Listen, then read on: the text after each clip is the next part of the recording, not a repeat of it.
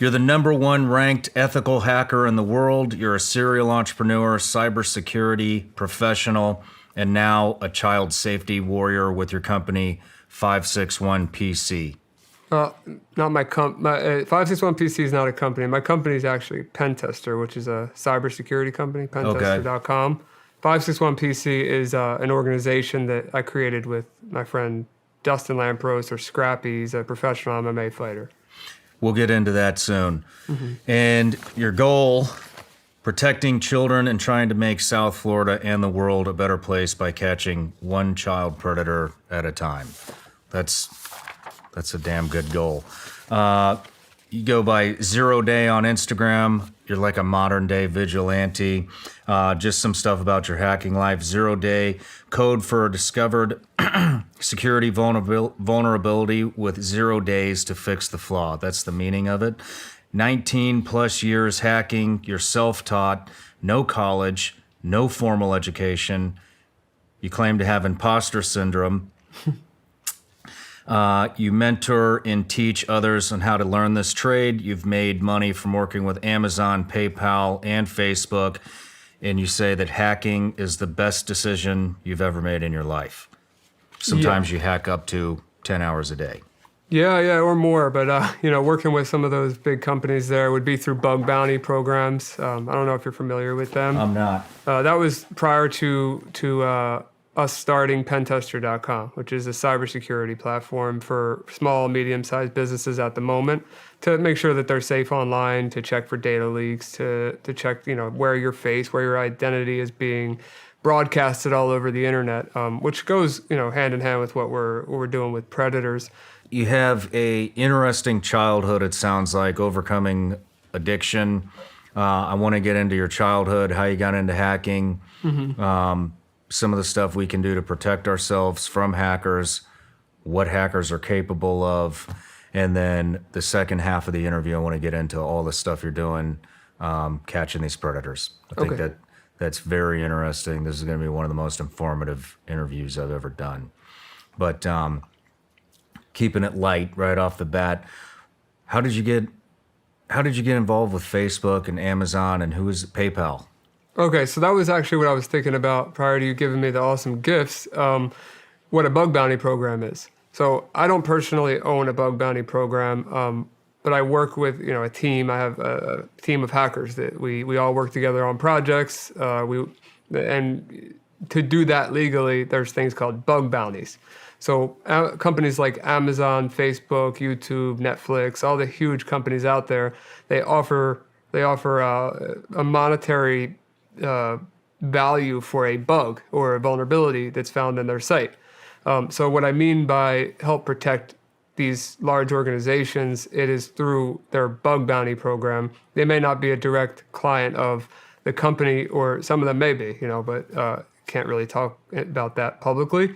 But yes, I've helped protect all of the above. So basically, this is like some type of a red cell program where you try to penetrate these big tech companies, and then they basically give you a reward if you reveal how you did it. Right. So you have to you have to reveal how you did it. So let's say it's a informational bug. An informational bug could be you forgot that a page exists and it shows some of your employees' information. So that may be informational if it doesn't impact anything further than that. Whereas something very critical, like I could get access to your server or all the credit cards or all your clients attached to your company, that would be a critical vulnerability. And these companies are willing to pay depending on the severity of that vulnerability.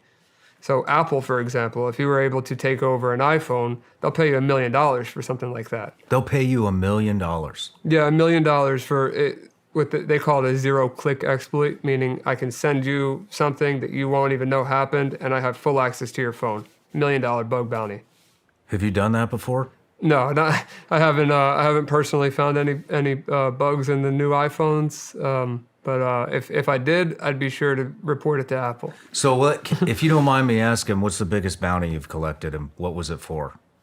I can't tell you what it was for, but I could tell you how, because there's disclosures and there's non-disclosures. So I can't disclose the company or what the vulnerability was, but it was for it was $128,000 in credit on a platform. I chose that over the cash. Really? Mm-hmm. So these are good sized bounties. Yeah. How many bounties have you collected? I don't know. Quite a bit. 100, 200? But if you combine my team, hundreds. Hundreds. Yeah, but that isn't what I focus on anymore. I focus on the cybersecurity business, which is all software, and that's a lot more guaranteed. Whereas bug bounty, there's nothing against people that do bug bounties, but it's not guaranteed revenue or income. It's you have to just keep taking shots at companies trying to find something and hope that you get paid. Where there's no stability in that. Gotcha. There's bug bounty hunters that make $1 million, $2 million a year, but then the next year maybe they make 10 grand or less, or they spend 6 months on one project and they make $0. It's just not it's not sustainable for me. Gotcha. So I started a company with my business partners, Rick, Sean, and Dan. And like I said, it's called pentester.com. It's very simple. You just go to the site, you put in the name of your website, you press scan, and it does a preliminary scan. Tells you what, basically if you have any like low-hanging fruit vulnerabilities and leaks, like passwords associated with your emails or your employees, and you can sign up for an account and do a more invasive scan that will give you a lot more information. Interesting. Well, let's dive into your childhood. Sure. Where'd you grow up? I grew up right outside of West Philadelphia in Delaware County, Pennsylvania, and I lived there most of my life. What were you into as a kid? For the most part, I was a normal kid, but after 8th grade or so, or starting 8th grade, I started to meet the wrong people, and I was in the wrong places, doing the wrong things, and I met some people that were on drugs that were a little older than me, and I started to adapt, and I started to go to these. At that time, there was a rave scene in Philadelphia, and I really liked that. I loved going to the raves and doing drugs, and acting like a nut, and I was just a young kid that nobody knew that I never told anybody my age back then. To be honest with you, I was lying to people about my age back then. And those raves turned into getting, doing ecstasy and other types of drugs at the raves. And I found out over time that I didn't really like the raves as much as I liked the drugs. And then I figured out that when I took something to come down from the ecstasy, that I actually liked what I was coming down from the ecstasy with more than I liked the ecstasy. Really? And, yeah, which was opiates. And that turned into a bigger problem. Yeah, that can turn into a massive problem. Did you think you were a full-on addict? At the time, yeah. I was in full belief that I was a drug addict. I was physically withdrawing from opiates at one point in my life. So yeah, I had every reason to believe that I was. And I don't know how far you want to go into it at this point, but there was a time where I realized that I went through a bad phase as a child, but I do know that addiction exists. I have a lot of it in my family, especially my dad's side. And I did some things to combat that, because of those reasons. But me personally, I haven't used drugs or alcohol in a very long time, since I was a child, pretty much. And no drugs. But I wouldn't say that I'm in recovery either. I kind of moved away from that. What was the family life like? Good family life? You close with your parents?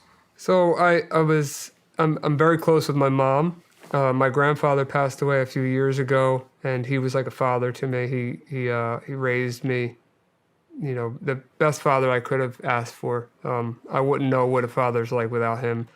And he passed a few years ago, and it was very rough, but I was blessed to be there. I was with him when he passed, and he had a great life, and it was a great man.